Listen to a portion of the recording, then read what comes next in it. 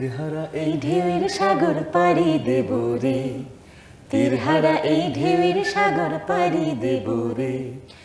আমরা কজন নবীন মাঝি হাল ধরেছি শক্ত করে রে,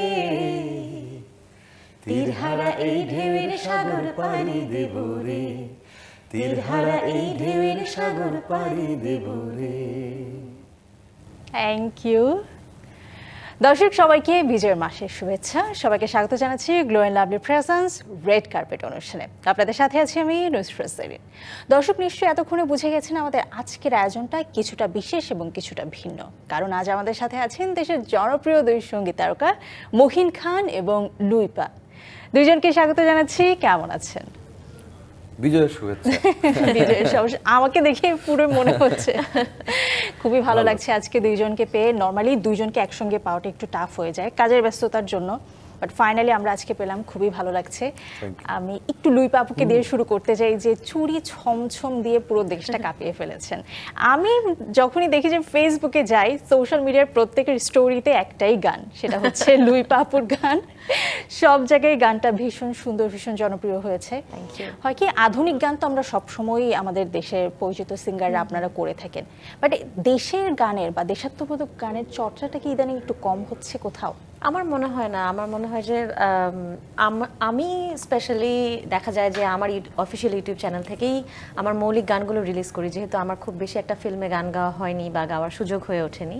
সো আমি দেখা যায় যে বিভিন্ন রকমের গান করার চেষ্টা আমার থাকে। অনেক সময় দেখা যায় যে চুড়ি ছামছাম গানটা যেরকম একটা ফিল্মি প্যাটার্নের গান, ওই যে দুধের সাথে ঘোলে মেটানোর একটা ব্যাপার, সেই জন্য আমি এরকম গানও করি। আবার দেশের গানও করেছি আমার ইউটিউব চ্যানেল থেকে। সো আমাদের আর্টিস্টদের কিন্তু আসলে চেষ্টা থাকে যে সব রকমের, যেহেতু আমরা শিল্পী, আমরা দুজনেই তো রিয়েলিটি শো থেকে এসেছি, সো আমাদের সব ধরনের গান করেই কিন্তু আজকের এই জায়গাটাতে আসতে হয়েছে। আমাদের চেষ্টাটাও ওরকমই থাকে যে যাতে আমরা সব ধরনের গানই আমাদের শ্রোতাদেরকে উপহার দিতে পারি। আর দেখা হওয়ার যে ব্যাপারটা, আমি মেকআপ রুমেই আলাপ করছিলাম ভাইয়ার সাথে যে আমাদের ইদানিং একটু কমই দেখা হয়।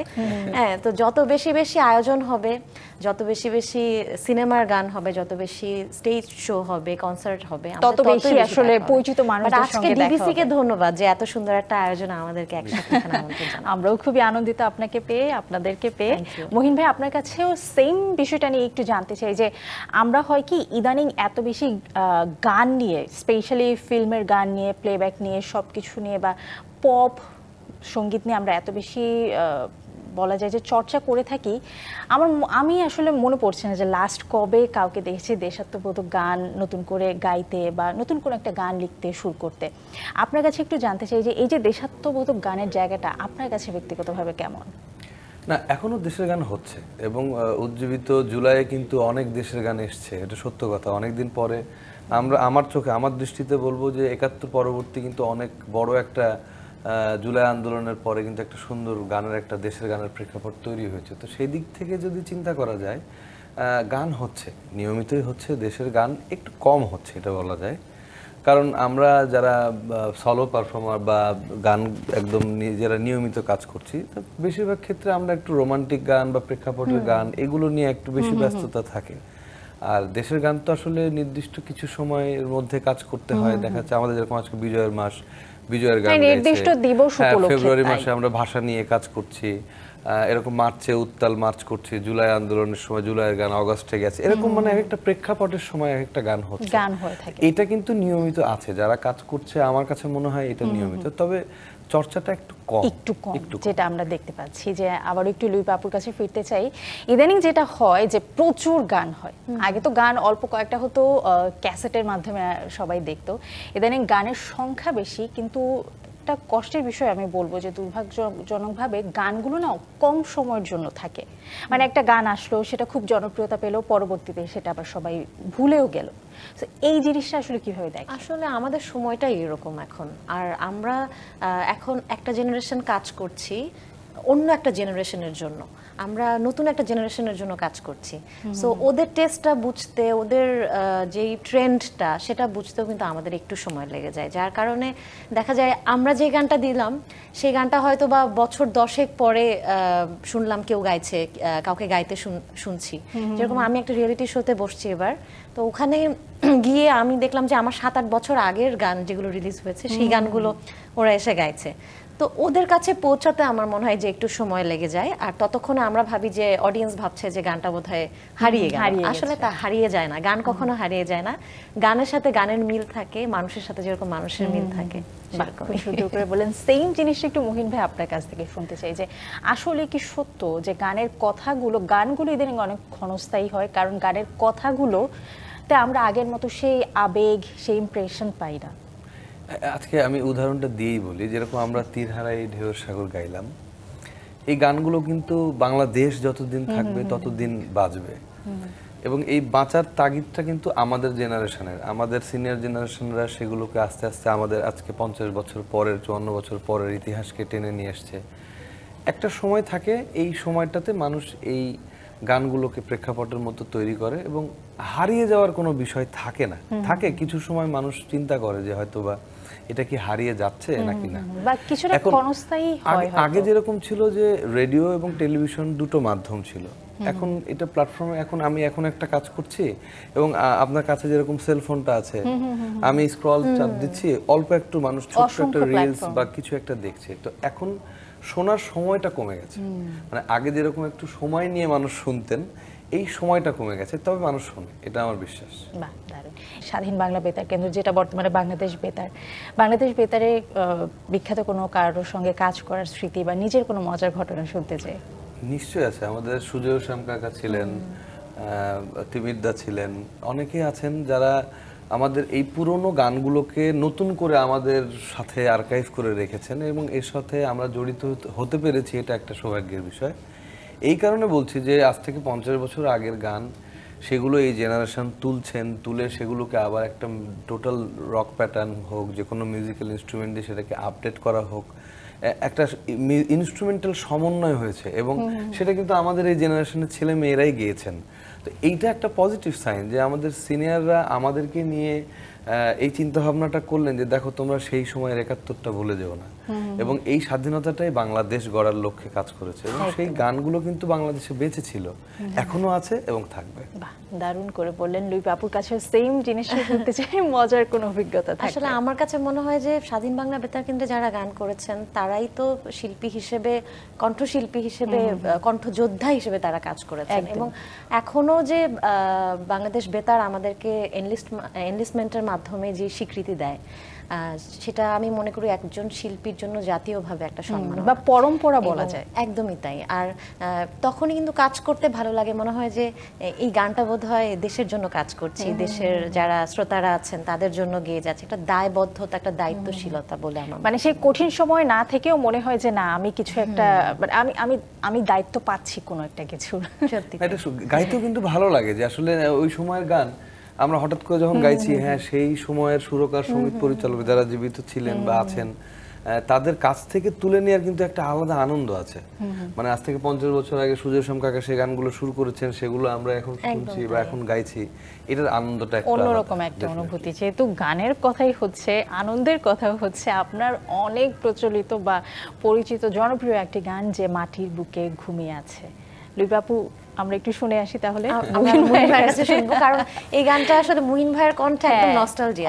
কারণ ভাইয়া যখন এটা ওনার রিয়েলিটি শোতে গেয়েছেন, আমরা ঘরে বসে আমার মনে হয় পুরো বাংলাদেশের মানুষ শুনেছে এবং কেঁদেছে সেই গানটা শুনে। মুহিন ভাই, আজকে তো কোনোভাবে এই সুযোগটা মিস করা যায় না, আমরা দুইজন এবং দর্শক সবাই অধীর আগ্রহে অপেক্ষা। গানটি লিখেছেন শ্রদ্ধেয় নাসিমা খান, সুর করেছেন প্রয়াত সেলিম আশরাফ স্যার।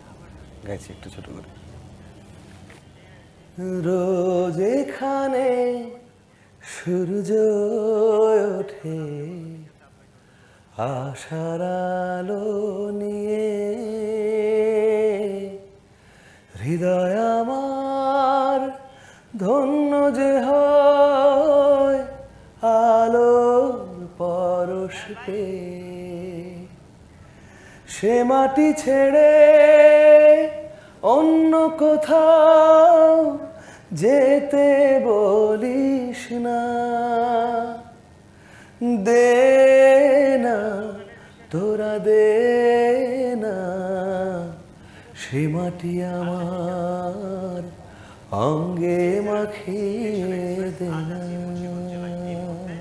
মহিন ভাই অসংখ্য ধন্যবাদ। বিজয়ের মাসে এর থেকে সুন্দর গান বা এর থেকে সুন্দর কথার গান আর কি হতে পারে। Thank you so much Luipa আপু, আপনার গান শোনার জন্য আমার মনে হয় দর্শক এবং আমি খুব আগ্রহ নিয়ে বসে আছি। তবে আরেকটু আগ্রহ দর্শকদের বাড়িয়ে রাখতে চাই, কারণ একটু ছোট্ট বিরতি নিয়ে আসি। দর্শক এই মুহূর্তে গ্লোইং লাভলি রেড কার্পেটে নিচ্ছি ছোট্ট একটি বিরতি, সাথেই থাকুন। দর্শক বিরতির পর সবাইকে আরো একবার স্বাগত জানাচ্ছি গ্লোইং লাভলি প্রেজেন্স রেড কার্পেটে। সাথে আছে মহিন খান এবং লুইপা। আবারও ফিরে যেতে চাই আপনাদের কাছে, লুইপা আপুর কণ্ঠে তো এবার গান শুনতেই হয়।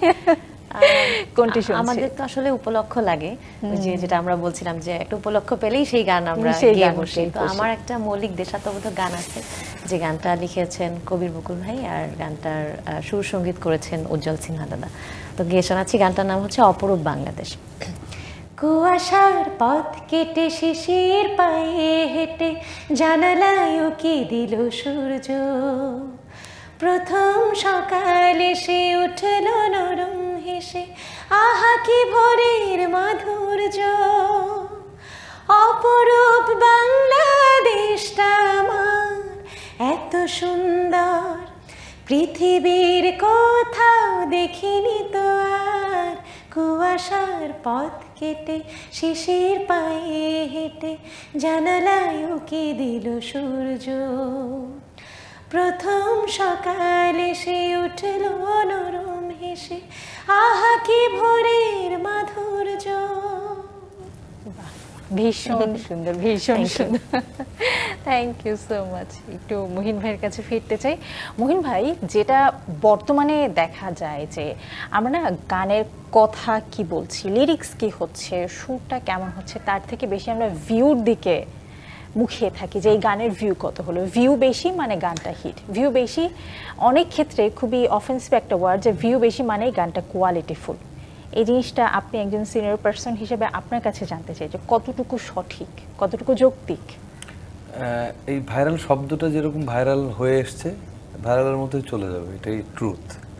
কারণ ভালো গান বেঁচে থাকে বছরের পর বছর এবং মানুষের হৃদয়ে সেটা গেঁথে থাকে। তা আমার দৃষ্টিতে এই জেনারেশনে ভিউকে যদি কেউ পাথেয় করে, আমরা এর মধ্যে দেখেছি অনেকেই ভিউয়ের মধ্যে হারিয়েও গেছে। তবে হ্যাঁ, ভিউটার প্রয়োজন আছে।